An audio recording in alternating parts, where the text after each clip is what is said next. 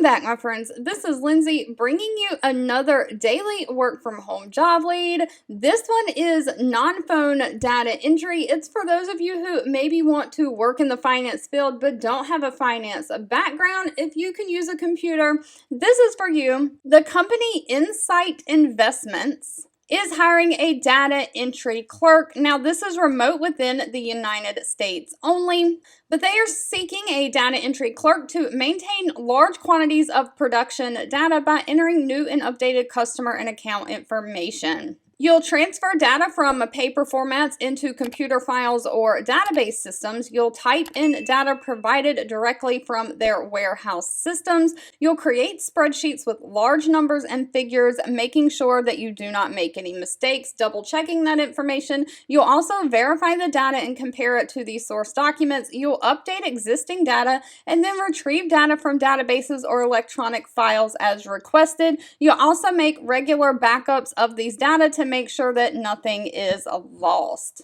Now, they do not require any kind of a financial degree, just a high school diploma or equivalent. You do need to be proficient in using a computer, specifically Microsoft Office Excel. They also want someone who has experience in the Microsoft Dynamics software, someone who has past experience in data entry, fast typing skills, great English, oral and written communication skills, and good attention to detail. Now, this job did not list pay. That is always dependent on location and experience and will need to be discussed at the time of the interview.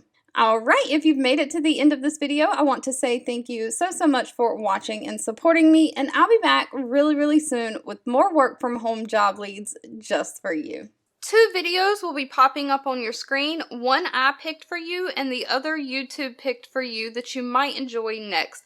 Please subscribe and hit the bell icon so you never miss another work from home or money making video from me. Thank you so much for watching, and I'll catch you in the next one.